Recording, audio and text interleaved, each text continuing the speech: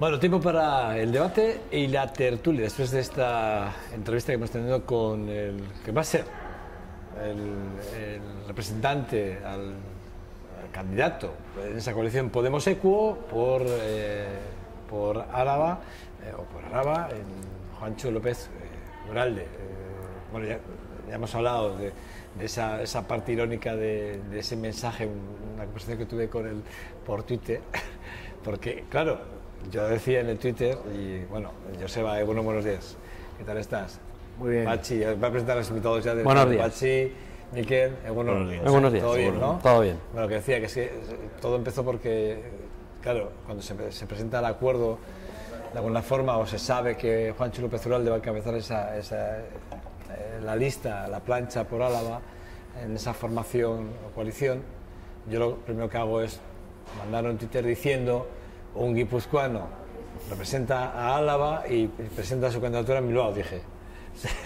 Claro, bueno. Me respondió que no era así, que cuando quería venir lo explicaba, y la ha venido y lo ha explicado bien, lo ha explicado bien. Ese tuit es muy de otro medio de comunicación digital, más sí, que tuyo, es otra forma de comunicarse, es un mundo, No, es hacer la vuelta, al final es una vuelta, la vuelta a Euskadi, tampoco está mal. No. Empiezas por un lado y terminas por el otro. No, pero bueno, es lo que pasa, quiero decir que lo estamos viendo en muchos partidos, van a presentar por Álava sus cabezas de lista y no son ni alaveses. Y muchos de ellos, en este caso, mira, tengo que decir que Juancho sí que está más puesto en la actualidad alavesa, está muy puesto, porque al final él tiene el 80% de su familia, casi el 90% es alavesa, ¿no? Es decir, él nació en Donosti, pero bueno, este apellido, su padre es alavés, y de hecho López Uralde, más alavés, como bien decía él, no se puede ser. Que eso vaya por delante, ¿no? Al rey lo que César lo que es el César, cuidado con lo del rey. Pero sí que es verdad, ¿no? Que de alguna forma sí que es así, ¿no? Bueno, pero efectivamente la comunicación por Twitter es a mí me gusta mucho, porque sí que me entero de muchísimas cosas más por Twitter que por la prensa. Yo la prensa casi ya, sinceramente. No, yo hablaba de tu tweet que era más dado a otro medio de comunicación. El mío, dices. Si vas de Bilbao nos roba, Bilbao nos quita. No es en ese sentido, no, porque yo no soy de los que miro en ese sentido. Por eso no estoy mirándome al ombligo constantemente. No. Yo no soy de ese tipo de alavés que no. Yo lo decía, era un poco irónico, era por lo que acabo de decir. Y además es verdad que a mí es un tema que me toca mucho la fibra, ¿no? Porque esto es para España, pero cuando pasa para el Parlamento Vasco todavía me toca más la fibra. Es decir, porque luego vemos parlamentarios que vienen que están, y no como esta lista, que es lista cremallera, que por cierto no lo hemos comentado, pero estos tienen, en esta coalición va hombre-mujer, que no sé por qué no ha empezado mujer-hombre, pero bueno, bien, esta lista cremallera. Y a veces dices, hombre, es que los tres primeros de un partido pues son guipuzcoanos, y dices, bueno, y si les preguntas un poco de la actualidad, alguno de ellos, la actualidad más reciente de la provincia o de la ciudad, no metas el dedo mucho, porque poco vas allá. Y dices, bueno, vamos a ver, esto es una tomadora de pelo, ¿no? Sí. Por ahí iba, mi Twitter iba por ese lado, no por otro lado, lo siento, o sea, yo sé. No, porque eso yo comentaba fuera de las cámaras que ahora Javier Maroto decía que ha cogido ese mensaje también de victimismo, es que a Vitoria nos dan poco, es que a los alaveses, fíjate, los vizcaínos se llevan todo. Nos quitan el agua, ¿no? ¿Te acuerdas? Nos quitan el agua. Y no, bueno, yo voy a contar, yo creo que esta semana lo he contado ya 3 veces y lo voy a contar una vez más. Es verdad que aquí la semana pasada estuvo Leticia Comerón, y yo Leticia Comerón, justo el mismo día que teníamos la entrevista, hablaba de que a los vizcaínos se le iba a dar a través de los planes de empleo de la ANVIDE 900.000 euros, y que una vez más la ANVIDE, el gobierno vasco, miraba para Vizcaya, y le tuve que recordar que en julio de ese mismo año la ANVIDE a Vitoria, a Álava concretamente, le dio 2.700.000 euros para los mismos planes. Le dije, bueno, vamos a ver, claro, no, es que son diferentes planes. Bueno, resulta que al día siguiente venía Nerea Melgosa y le pregunté, porque además ella lleva empleo y economía y empleo, y le pregunté por los planes, si había diferencia entre los planes de la ANVIDE hacia el gobierno vasco, hacia Vizcaya, y me dijo que no. Es más, me habló de los epígrafes concretos de que eran exactamente los mismos planes, y a Vitoria se le dio 2.700.000, lo cual, vamos a ver, que ya vale ese tipo de victimismo. Y de todas formas, poblacionalmente, el que se le dé más a Vizcaya cuando... pero eso tampoco tiene que ver, porque puede ser... Evidentemente, lo lógico es No, pero eso un paréntesis, pero en este caso era porque sí que es verdad que el índice de paro era mayor aquí que en Vizcaya. Pero el índice, una cosa es el índice, No, porcentualmente pero hablando... el tema del AMBI, que al final son ayudas para el tema del la paro, pues creación de evidentemente empleo, va en de función trabajo. del volumen de paro que tengas. Eso es. Eso es. Te quiere decir que, bueno, lo que quiero decir es que no se puede hablar tan frívolamente. Es decir, es como decíamos fuera de cámaras, y a Pachi le decía, ten cuidado donde te metes, y es verdad. Hoy sale Javier Maroto hablando de que 167 millones de euros pierde Álava con respecto a Vizcaya, con la ley de reparto que tenemos ahora mismo en el País Vasco. Y yo decía que no es cierto, y ahí están las cuentas, y yo solo voy a hacer un ejercicio de buena reflexión, y es aconsejo que el que quiera ver que estos datos no son ciertos, que se vaya a la página web del Gobierno vasco, donde están las cuentas de reparto, y se da cuenta que la suma y la resta, que creo que lo hacemos todos, son fáciles de hacer. Yo lo hice ayer, es decir, que es fácil. O sea, quiero decir que vamos a ver si somos, y además, aun cuando veo la diferencia, es que aquí sí que puede haber esa incidencia de quién aporta más, quién aporta menos, bueno, también el índice de población, cómo afecta a esa bolsa de cupo, bueno, habría mucho que debatir y mucho de lo que ¿vale? O sea, yo, sin más, hay que hacer un ejercicio, cuando menos, responsable en ese sentido. Bueno, el CIES, el Partido Popular ganaría las elecciones, además el dato creo que es con el 29,1% de los votos, el Partido Socialista se quedaría con el 25,3% de los votos, Ciudadanos sube de un 11 a un 14%, sube 3 puntos más. ¿En 3 meses? En 3 meses. 3 meses, sí, proporcionalmente, sí. Mira, me parece bien el apunte. Y Ciudadanos, también en 3 meses, desciende bastante. Es decir, pasamos de un 17 a un 10. No, Podemos. Perdón, Podemos, de un 17 a un 10. O sea, quiero decir que, cuidado, estamos viendo cómo el espectro se mueve. Es verdad que está hecho justo después de las elecciones catalanas, que hay que tenerlo en cuenta, que también estamos viendo que justo después de las elecciones catalanas, también, de alguna forma, la mayor preocupación ya es un poco las políticas autonómicas, empieza a preocupar a los ciudadanos españoles, seguido evidentemente del paro, los impuestos que la gente prefiere pagar antes el IRPF que el IVA, estamos hablando de liquidez, estamos hablando de cash, de lo que al final hablamos todos, de la liquidez inmediata. Bueno, no sé, ¿cómo lo valoráis? El que queráis. Hombre, yo haría un poco del resumen de lo que has dicho, de lo que ha salido del CIS. La primera reflexión es un poco mirar hacia atrás, cuando nació el partido, cuando nació o empezó a salir Podemos, y esas manifestaciones que hacía de que se ha acabado el bipartidismo, ¿no? Está claro que el bipartidismo sigue siendo a nivel nacional. Hay dos partidos importantes, que son el Partido Popular y el Partido Socialista. Es cierto que Ciudadanos es un partido que está en un clarísimo crecimiento, y yo creo que además con tendencia hacia subir todavía mucho más de lo que hay. No sé si cogiendo votos del sector más PSOE, cogiendo más votos del sector más Podemos o más del PP, no lo sé, pero sí es cierto eso. Pero sí que a nivel nacional sigue habiendo dos grandes partidos, Partido Popular y Partido Socialista. Que el desplome de Podemos es un desplome que le viene por un desgaste, y lo comentábamos antes de empezar, para mí, antes de empezar la tertulia, por un desgaste en la presentación de las elecciones municipales y en los bandazos que ha dado en coaliciones, en historias y tal, en ir con otras siglas, etcétera. Yo creo que eso le ha producido un desgaste terrible, y eso lo está pagando ahora, esos bandazos. Y un poco, pues bueno, eso sería. Yo creo que la tendencia va a seguir siendo muy parecida, con Ciudadanos subiendo, y en eso es un poco lo que me quedo, porque al final estas elecciones son unas elecciones nacionales donde los medios de comunicación nacional, etcétera, van a hacer todo lo que son los debates, etcétera, va a tender a que ese voto vaya por ahí. Y luego, para terminar y ya dejar a mis compañeros, muy importante también es el gran porcentaje, casi un 30%, me parece que salía, de indecisos. Sí. Que es algo que no sé si es... 25 y algo, ¿no? Me parece que era. O el 20, sí. Eran 22. O 22, no me acuerdo, no la cifra, pero sé que era una cifra muy alta de indecisos, ¿no? Entonces, bueno, ahí puede estar esa horquilla de gente que, bueno, o no se define porque todavía falta mucho y no quiere definirse, o realmente son indecisos ciertos, ¿no? Cosa que es un poco lo que más Y ahí será donde tengan que atacar los partidos, pues tipo Ciudadanos, etcétera, que tienen el voto para poder pillar, ¿no? Para poder coger. No, en principio, no solo Ciudadanos y tal, yo creo que de todos, ¿no? Y las estrategias de campaña electoral normalmente se hacen para el indeciso, porque los otros suelen estar ya muy decidido, el voto suele estar muy decidido, y lo único que hace falta es movilizarles un poquito más y que se conviertan ellos en promotores de tu opción electoral.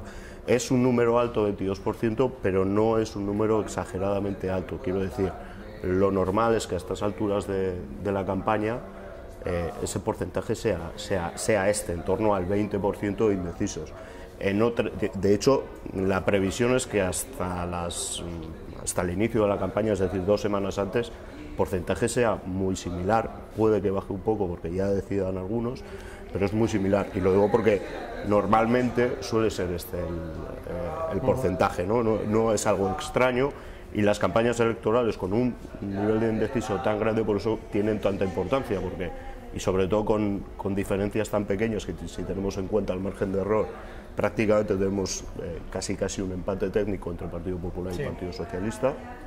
Es un margen de error muy pequeño, para mí es una muy buena encuesta, al margen de que luego a nivel provincial pueda tener fallos, porque evidentemente la muestra no es lo suficientemente representativa y el margen de error aumentaría bastante. De hecho, el 1,4% de representatividad de ECU no se tiene en cuenta hasta siquiera, sin embargo va sumando en las coaliciones con Podemos, que hay que tener en cuenta. El momento en el que se hace la encuesta es importante, y hay que ver también, yo digo que las encuestas son una foto determinada de un momento, que en este caso es justo después de las elecciones catalanas.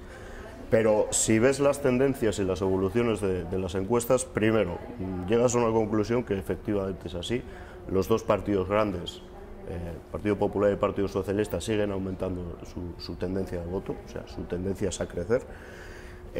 Podemos, su tendencia es a retroceder con un pero. Yo creo que sí tienen margen de maniobra para mejorar, y sobre todo mejorar en cuanto a efectos de la ley electoral. Está haciendo Podemos una estrategia bastante buena a la hora de posicionar a una serie de candidatos de buen nombre en circunscripciones de tamaño medio que llevan, por ejemplo, Zaragoza con la presentación del jefe mayor del Estado. El Estado Mayor del Ejército. Exactamente, es algo bastante importante. Y luego, evidentemente, Ciudadanos, que tiene una tendencia creciente muy clara. ¿Y de dónde saca esto? Bueno, en principio, lo que estamos viendo es que lo saca del Partido Popular. Yo miraba ayer un poquito el tema de las simpatías en la encuesta. Me sorprendió la escasa simpatía que tienen los dos partidos grandes, a pesar de que son los que atraen la mayor cantidad de votos. Pues nunca han tenido simpatía. También es cierto que la simpatía siempre ha estado muy desgastada, ¿no? Pero sí quiero decir que lo que comentas tú, sobre todo con el tema del bipartidismo, es muy importante, ¿no? Se estaba diciendo y se estaba anticipando de una manera demasiado apresurada que el bipartidismo se estaba cagando. No es tan fácil acabar con sistemas de partidos políticos que llevan establecidos tanto tiempo en una sociedad. Y además que luego hay efectos de la ley electoral que benefician a estos partidos, ¿no? Efectivamente. Y luego, sobre todo, no hagamos análisis de sistemas de partidos políticos en base a encuestas, ni siquiera en base a votos, porque los análisis se hacen en base a escaños, ¿vale? Es la representación en los parlamentos la que define los sistemas de partidos políticos. A mí sí que me ha sorprendido dos cosas. Una, que la suma PP y su marca blanca Ciudadanos daría la mayoría absoluta, por tanto, poco o nada está cambiando cuando ha habido un partido que ha gobernado con mayoría absoluta y que ha incumplido sistemáticamente su programa electoral. Por tanto, ¿qué más se puede pedir y qué más podemos ver de un partido y de un gobierno que ha incumplido absolutamente todo y que encima todavía a priori parece que a tenor de las circunstancias y a tenor de las encuestas parece que la gente le sigue apoyando? Pues no queda otra más que resignarse. Supongo que estarás refiriéndote, por ejemplo, voy a poner un ejemplo para ver cómo la gente piensa, ¿vale? En esta encuesta, con este margen de error, que es muy importante lo que ha dicho Miquel. Sí, tiene un margen muy pequeño. Muy pequeño, lo cual quiere decir que está muy bien hecha, y salvo por las fechas en las que está hecha, que puede dar puede darnos una visión un poco... Bueno, el dato sería que incluso podríamos ese margen de error aumentarlo en función de las fechas, ¿vale? Simplemente por eso, pero por lo demás está muy bien hecha. Si es verdad, yo voy a dar un dato, y lo voy a leer literalmente. Dice que el CIS también analiza la percepción sobre el fraude fiscal, ¿no? Por ejemplo, es un dato con respecto a lo que tú estás diciendo para ver cómo ha pensado la gente a la de... O sea, cómo visualizamos a los políticos, quiero decir, en función de lo que acabas de decir, sabemos que después de una mañana absoluta, después de decreto más decreto más decreto, todos los jueves o viernes, decretos, leyes, mordaza, etcétera, etcétera. Bueno, fijaros cómo piensa la gente. Dice que la percepción del fraude fiscal, en ese sentido dice que el 93,9% de los entrevistados creen que existe bastante fraude en nuestro país, aunque solo un 8,4%, cuidado con el dato, un 8,4% se define personalmente como poco responsable ante Hacienda. Un 8,4%. Y sin embargo, frente al 9%, con el 90,3%, se declara muy consciente de sus obligaciones tributarias. ¿No habrán preguntado a las personas adecuadas? No lo sé. Claro, es decir, no sé. Que en el fondo... es decir, no, al final es un dato evidentemente que cuando te hacen una entrevista, pues bueno, todo el mundo reconoce que tiene unas obligaciones tributarias, todo el mundo reconoce que ahí existe mucho fraude, pero al final nadie te va a decir que lo que está cometiendo. Eso en ninguna encuesta, yo creo que eso, bueno, te puede dar, por eso te pega esos bandazos, es decir, o sea, el 8 y pico te dice, no, reconozco que existe en un 90, pero el 8 te dice que puede no cumplir las obligaciones. Claro, no te va a decir que no la está cumpliendo. No, pero se están diciendo, lo que se habla, en el fondo lo que se dice es que el 93, ven como el fraude fiscal como del doctor, como algo, bueno, sí, pero sin embargo hay un 8,4 y dice, bueno, yo no, mis obligaciones, quiero decir, todavía esto tendría que ser que el 93,9% están de acuerdo que hay que perseguir el fraude fiscal y que ellos consideran, joder, que vamos a ver, defraudar. Claro, si tenemos en cuenta que, por ejemplo, cuando hablamos de IRPF e IVA, prefieren pagar, lo que decíamos al principio, el tema del CAS, ¿no? Prefieren pagar el IRPF, no el IVA. O sea, ¿por qué? Pues, hombre, pues porque si no pago IVA, tengo más ingresos en mi casa y cuando tenga que finalizar a cabo del año, tengo que hacer las cuentas con Hacienda, si tengo que pagar, pago. Claro, ¿qué pasa? Sí que es verdad que hay Hacienda, en ese sentido, lo que dice, no, págame antes, recaudo antes, que necesito liquidez yo también, ¿vale? Y luego ya hacemos tú y yo las cuentas al final de año y si me tienes que pagar, me pagas. Pero ya allí, como tenemos que fraccionar, incluso los tipos de interés los negociamos. Quiero decir, es de lo que estamos hablando. Pero el bipartidismo, que es de lo que queremos hablar, no va a acabar en este país. Es imposible que acabe. Y en cuanto a las mayorías, esas sumar cifras, hay que ver cómo queda al final el espectro total de esas coaliciones que todavía tienen que ir viéndose, ¿no? Yo creo que a nivel nacional, al final, cuando el cambio de voto, cuando se producen elecciones a un Parlamento nacional, a un gobierno nacional, la gente, yo creo que tiende a posicionarse en estos partidos, pero también no solamente porque estén y porque lleven mucho tiempo, sino por recorrido, porque los creen quizá más capaces de poder desarrollar ese trabajo.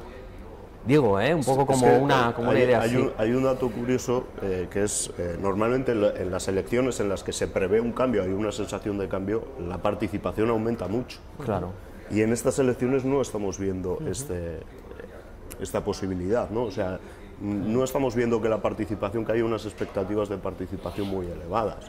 Es cierto que el debate del cambio o no cambio ahora se plantea en otros términos y es algo que, por ejemplo, es un mensaje que ha introducido muy bien Podemos, que es el cambio no es un cambio de posición entre Partido Popular y Partido Socialista, ellos son continuidad, el cambio, en este caso, Podemos dice, somos nosotros y más en grande también incluiríamos a Ciudadanos, ¿no? Pero en cuanto al bipartidismo, sí es cierto que hay culturas políticas muy claras y la cultura política en el Estado español es tendente a ir a un bipartidismo, a darle más fuerza a un bloque, efectivamente, con sus pequeñas diferencias o grandes diferencias, me da lo mismo, pero se tiende a esto. No sé si por donar estabilidad, si fuese una campaña de cambio, probablemente el bipartidismo sí sufriría un retroceso. No quiero decir que se acabase el bipartidismo, porque para que se acabe un sistema de partidos determinado tiene que pasar varias elecciones, no solo una. Es decir, para asegurarlo, ¿no? O al menos esto es lo que dice el que más estudio el tema de los sistemas de partidos políticos, que es Giovanni Sartori. Entonces, no vamos a ver, evidentemente, en mi opinión, no vamos a ver un cambio del sistema de partidos políticos ahora mismo, aunque entre las dos grandes fuerzas sumen menos del 50%. O sea, que un Syriza en España no lo vamos a ver, ¿no? Digo, pregunto. Es que en Grecia tampoco ha habido, vamos a ver, el hecho de que cambien los... En Grecia, cuidado. Sí, pero... O sea, también existía ese bipartidismo, y de la noche a la mañana... Existía un bipartidismo, de hecho, por efecto de una ley electoral muy concreta que premiaba la gobernabilidad ante escenarios parlamentarios pasados que habían tenido un nivel de atomización muy grande, una fragmentación muy grande. Tampoco es que haya cambiado excesivamente el sistema de partidos políticos en Grecia, han cambiado los sujetos de ese sistema de partidos políticos, ¿no? Pero no ha habido de repente una fragmentación mucho más grande de la que había ahora, de la que había hasta ahora. Y puede pasar en el Estado español que a un partido de derechas le sustituya otro de derechas y a un partido de izquierdas le sustituya otro de izquierdas, con niveles de representación igualmente grandes. Cambian los partidos, pero no los sistemas. Tú como politólogo, a ver, se tiene en cuenta, por ejemplo, digo, porque yo no soy politólogo, pero yo que leo la prensa todo el día, escucho radios todas, y veo todas las televisiones... Hace análisis muy equivocados con el tema de análisis del sistema de partidos. Vale, pero es que verás por dónde voy. España tiene una democracia, para mí, muy joven. Es joven, sí. Muy joven. Y un peso histórico muy negativo, todo hay que decirlo, muy negativo, y que influye mucho, yo creo que todavía está influyendo en una horquilla de edad muy concreta en este país, ¿vale? Es verdad que hay generaciones, creo que son las generaciones de mis hijas, es decir, que ven la política como algo, bueno, bien, sí es importante, pero es decir, no es tan importante, pero lo ven como importancia, es decir, estamos hablando de 18, 19 años. Es que en esta encuesta decís, los jóvenes valoran más importante la política de los mayores. Vale, pero espera, sí, pero fíjate en qué porcentaje también. Fíjate en qué porcentaje, ¿vale? Es decir, que relativamente bajos, eso es. Es decir, que no son, tampoco es una horquilla en la que yo me fijaría mucho. Pero en global, la historia más reciente de este país, la transición, un momento duro, ¿verdad? Ese momento transicional fue muy complicado, la imposición de la monarquía, o sea, un montón de hechos que hacen que los españoles se formen una idea muy global, pero acogidos por el miedo, convencidos que están acogidos por el miedo, o sea, en la burbuja del miedo de no podemos volver a pasar por lo que ya pasamos, ¿vale? Una guerra, una posguerra durísima, una dictadura tremenda, brutal, ¿no? Yo creo que es por ahí por donde vamos, es decir, y por eso el bipartidismo no puede dejar de serlo, ¿vale? Es verdad que el sistema electoral actual también es para revisarlo, no solo tenemos que revisar la Constitución, sino que el sistema electoral deberíamos revisarlo, eso es cierto, pero nadie le va a poner cascabel al gato porque todos tienen intereses económicos y partidistas, ¿no? Es que es muy complicado, además. El sistema electoral, perdona, y te jodas, el sistema electoral y el sistema institucional, ¿no? Sí, claro, por supuesto. No, que es muy complicado revisar ahora mismo, ponerte a revisar el sistema es muy complicado. ¿Cuánto cuesta a nivel de votos un parlamentario en Badajoz y cuánto cuesta un parlamentario en Madrid? Porque al final luego el parlamentario, una vez llega al Parlamento, tiene la misma voz, el que representa a 15.000 que el que representa a 100.000. Bueno, pues evidentemente pues eso es complicado y a nadie le va a parecer justo. O sea, al final llegar a un acuerdo de esos es imposible, ¿no? Eso es imposible. Y de hecho por eso los partidos muchas veces se tiran a donde realmente es más fácil conseguir una representación parlamentaria, ¿no? Porque es mucho más fácil, porque el voto... Pero bueno, eso es algo en lo que juegan también todos. No juegan solamente los dos partidos, Partido Popular y Partido Socialista. En esa liga juegan todos, ¿eh? Sí. Juegan todos. Que no, sí, hombre, claro, que juegan Yo todos. creo que no. Yo creo que no, porque vuelvo a repetir, no voy a repetir el discurso del speech que me cascaba antes, ¿no? Pero si tenemos en cuenta los datos que yo he puesto encima de la mesa, olvídate de los datos, no analices ningún dato. Olvídate. Hablamos de la política del miedo. El Partido Popular el Partido Popular ahora, el Partido Socialista también lo ha autorizado cuando le ha interesado. Hay que recordar que en este país solo han gobernado dos partidos, el Partido Popular y el Partido Socialista, o viceversa, como quiera, que te da igual. Son dos partidos. Derecha e izquierdas, de alguna forma, ¿vale? Más o menos representadas, pero es lo que ha habido. Y lo cual quiere decir que, para mí, el análisis, da igual las encuestas que hagamos y cómo las hagamos, al final ellos saben, estos dos partidos saben, que están bebiendo todavía de esa parte histórica, de esa parte de la historia más negra del país. ¿Es verdad? No, yo creo que no hay tanto. Sí, no, sí, yo creo que no. La gente... ¿Tú Yo te creo que crees que Cataluña... ¿Cómo crees que la gente está valorando Cataluña? ¿Cómo crees que la gente está viendo Cataluña? Tú vete a pero yo no le llamaría miedo, No. Yo miedo no le llamaría. Sí. No, yo creo que Mira, no voy a recordar las palabras ni voy a mencionar el nombre de un destacado militar con muchas estrellas. Hizo unas declaraciones hace muy poquito diciendo que como que ellos están preparados para intervenir en Cataluña. Ese tipo de declaraciones, hechas en cualquier otro país democrático, no tienen cabida. Ese tío está fuera mañana, aquí no. Si es cierto lo que dice, Yo creo que a nivel social no creo que haya miedo en ese aspecto. que hay un recuerdo. Por Dios. A ver, no solo juega esto en la campaña electoral, pero sí hay un recuerdo de tiempos pasados. Campaña electoral, no recuerdo de qué año, aquel anuncio del Doberman del Partido Socialista, ¿no? Este miedo a que vuelva. Y juegan mucho ellos con esto, ¿no? No es el único tema que funciona en campaña, hay temas actuales, hay gente joven, gente de mi generación, del año 80, todo esto prácticamente lo tiene olvidado, o sea, no es que no sepa que existió, pero no lo vivió. Hay gente con el 3 de marzo, fíjate que nos coge todos. Hay gente que no sabe lo que es el 3 de marzo, que le tienes que decir, no sabes lo que es el 3 de marzo, mira, se lo tienes que recordar, es decir, fíjate de qué estamos hablando, pero ¿qué horquilla es esa? ¿Cuánto representa esa horquilla en el espectro electoral? Ahora vamos a hablar serio. De momentos pequeños. Muy pequeño. Ese es el problema. Ese es el asunto. Ahí es donde está el bipartidismo. En cuanto esto pase, ya verás cómo el bipartidismo deja de ser. Has hablado y sí que es verdad que siempre han gobernado PP-PSOE, pero ha habido matices. Bueno, ha gobernado también UCD, sí, también, tal. Sí, pero hay matices, que los matices son si han gobernado con mayoría absoluta o no. Y el hecho de irrupción, de que irrumpan nuevos partidos, significa que las mayorías absolutas van a ir, o esperemos que felizmente vayan a menos. Por tanto, hay pequeños matices. No nos hagamos trampas, porque estábamos hablando, no sé quién de los tres ha utilizado el término marca blanca con... Sí, le ha llamado marca blanca. Le ha llamado marca blanca, ¿no? No sabe que lo había dicho. Que yo no creo que sea la marca blanca. Yo creo que en ese caso sí. Como marca naranja versus... Yo creo que no. Me da igual cómo le llames, pero bueno, son muy parecidos. La cuestión es que, ostras, que no haya una mayoría absoluta sí que cambia bastante. Y para muestra un botón. Si gobierna... Con andar gobierno dos legislaturas, una con mayoría absoluta y otra, la primera sin mayoría absoluta, y cambia muchísimo. Cambia mucho. A mí hay una cosa que me preocupa mucho. Bueno. En un sistema tal y como el que estamos, es bipartidismo, pero es imperfecto la escasa cultura que hay de gobiernos de coalición, cuando está demostrado que son los más duraderos, los de mayor producción legislativa y los de mayor estabilidad. Bueno, pero no sé si los de mayor resultados.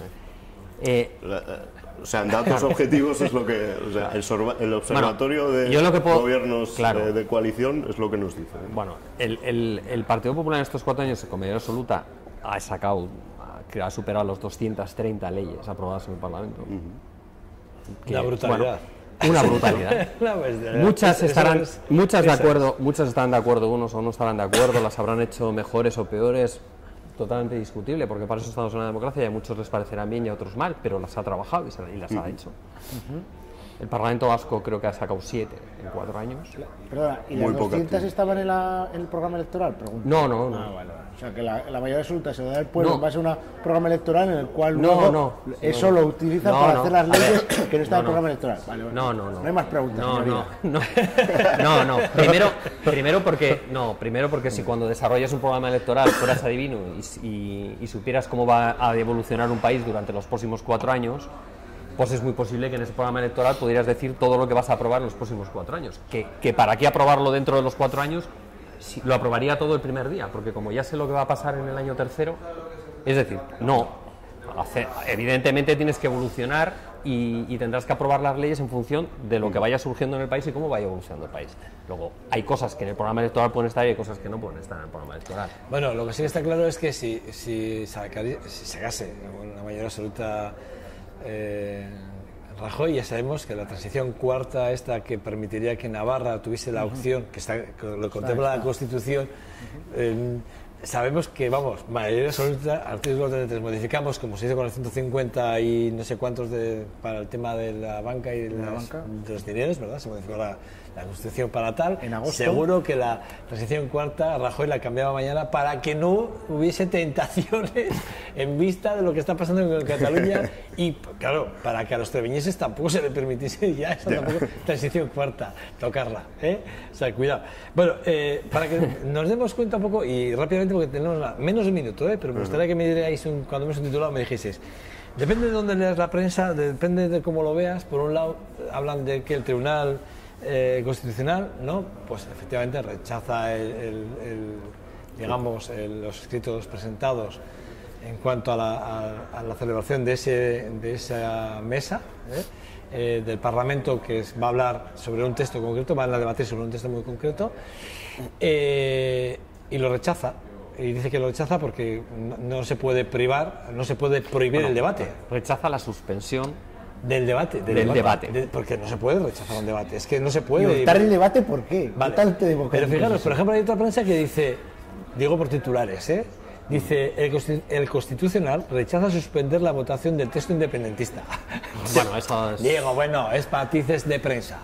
A ver, para que veamos, cuando leemos una prensa u otra, unos hablan del debate para no, efectivamente, no se puede prohibir el debate político, y máximo cuando hay un mandato claro de las urnas, y que dice que hay unas mesas, que hay unos reglamentos que se cumplen en tiempos o formas como se fueren, pero que están dentro de la legalidad y se permite el debate. Otra cosa es luego lo que pase después de que se apruebe ese texto o no. Pero luego hay otra prensa, que es lo que también me hace mucha gracia, cómo se ve, cómo plantean, cómo venden la noticia, ¿no? A mí me preocupa también esto es de lo que hablábamos un poco todavía, es que antes, de la política del miedo, por cierto, a través del título. Te iba a decir eso, pero que antes justamente hemos estado hablando de tics totalitarios antepasados que todavía pues se pueden ir recordando, y este es uno clarísimo, o la educación democrática que todavía tenemos, que es bien poca, puesto que tenemos una democracia más bien reciente. Oye, pero esperabais, no puede ser esperabais realmente que el tribunal de alguna forma no, creíais no, que... si soy sincero, no. Yo creo, o sea, tres cositas. Una, era evidente que no iba a ningún lugar. Creo que ha habido una escenificación muy clara, porque estamos en periodo electoral. Luego la legitimidad de utilizar órganos constitucionales para hacer campaña electoral ya es otra cosa, ¿no? Bueno, cada uno utiliza... Sí, pero un órgano constitucional, y si tú le tienes el suficiente respeto, no lo utilizas para esto, ¿no? O esa es mi visión. Pero bueno, otra cosa son las sentencias que puedan ser, que se te adecúan a tu estrategia o no, que en este caso pues no se han adecuado al Partido Popular y a Ciudadanos. El Partido Socialista planteaba otro recurso. Y segundo... Pero la foto se la ha hecho, ¿eh? Segundo, sí, la foto, claro, es que no puede haber, no puede ser otra. Sí puede ser. Podría haber sido, pero se no, la han hecho. electoralmente hay no le socialistas conviene. que guardan... Bueno. Y luego hay otra que es, se está lanzando el mensaje de que esto se hace porque una mayoría de los catalanes lo estaba demandando. Lo que es la foto no tiene ni mayoría en escaños ni mayoría en votos. Le sigue faltando Cataluña sí que es pot. Y para mí va a empezar a ser el eje en el cual en el cual puede empezar a girar todo. Sí, es verdad. Es verdad. Bueno, Joseba, una pregunta, ¿qué le habéis dado al alcalde Gorka Hurtaran Salburua que no se lo voy a dar a Zabalgana? Con el tema del tranvía. Muy buena pregunta que metas a Salburua y Zabalgana, porque yo sí que personalmente estoy cansado en la competencia o competición. No, yo no veo competencia. ¿Qué pasa con Salburua que tiene esto y con Zabalgana o viceversa? Pero yo el otro ¿Qué pasa día, con Zabalgana que tiene no sé qué y Salburua? Yo el otro día al alcalde Gorka Hurtaran aquí le recordé unas declaraciones porque dijo que a mí es que cuando vi la frase dije, a ver, no puede ser. En campaña yo me comprometía a llevar el ramal a Salburua, no. La primera declaración que hizo el alcalde, y recuperé la hemeroteca, y lo hice en una tertulia esa semana, fue en referencia a Zabalgana, precisamente, no a Salburua. Y luego habló de Salburua. Pero el primer compromiso que adquirió, y lo adquirió en prensa él, como candidato del PNV a la alcaldía de Vitoria-Gasteiz, fue con Zabalgana.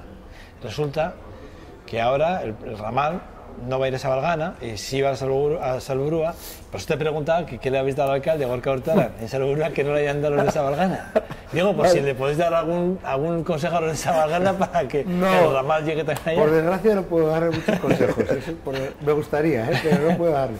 Porque hay una matización clara con respecto a eso, que yo también estoy en desacuerdo, pero nos favorece, que es que Zabalgana, a pesar de ser el barrio más populoso y por tanto debería de estar tener más prioridad en cuanto al tranvía se refiere con respecto a Salburua, también es el más lejano, por tanto con más razón para que encima se les acerque. Pero hay un hándicap, que es que al estar más lejano hay algo que las vías del tren y la luz requieren, que es un centro de transformación en el cual es muchísimo más caro y que con el ramal que se llega... ¿Ves cómo sabía yo que tú tenías información?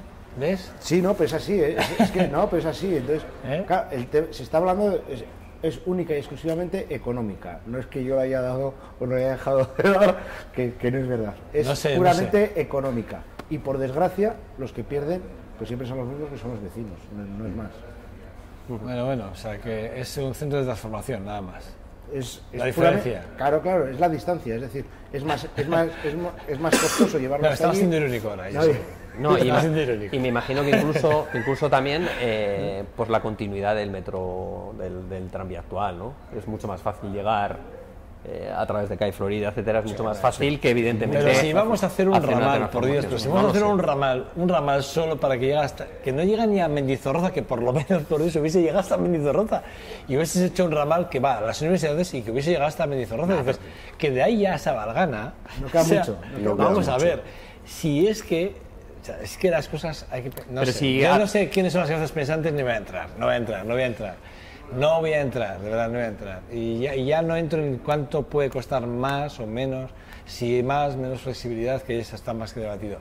Pero yo creo que de verdad, a veces sigo pensando que la política es muy cortoplacista, a veces me da pena, porque sinceramente, ya no solo es que seamos cortoplacistas, que a veces veo que hay decisiones que se toman desde una decisión técnica, cosas que dices, bueno, no las entiendo. Pero no bueno, tenemos que ver que en este caso, en unos meses ha sido que sí, que no, que sí, que no. Ahora creo que es que sí, pero vamos a dejarlo ahí. Igual ya saber si está firmado. Ahora es que sí, será que sí. Será que sí. Señores, te lo digo porque va a ser que sí, fijo. Bueno. Si no, día 7, sábado, vale, día 7, vale. A partir de las 7:30 de la tarde, ese concierto, ese festival de rock al señor Aransáez, a Raúl Aransáez, que se celebra en la sala Jimmy Jazz.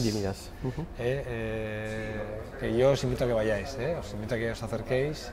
Yo si puedo, siempre digo que voy a ir, nunca acabo de ir, es verdad, pero siempre al final, porque las cuestiones personales priman por encima de... Pero bueno, yo siempre lo intento, y intento que todo el mundo que nos oiga y que le guste el rock y el blues y la buena música, y si quiera tomar una buena cerveza, además baratito, es decir, que además pasarlo bien, una jornada muy intensa, muy bonita. Creo que además es una jornada que arranca desde por la mañana, empiezan a hacer cosas desde por la mañana.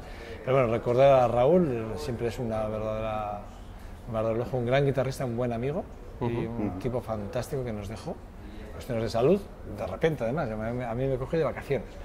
Pero bueno, pues eso, recordad que es el próximo sábado día 7, a partir de las 7:30 en la sala Jimmy Jazz.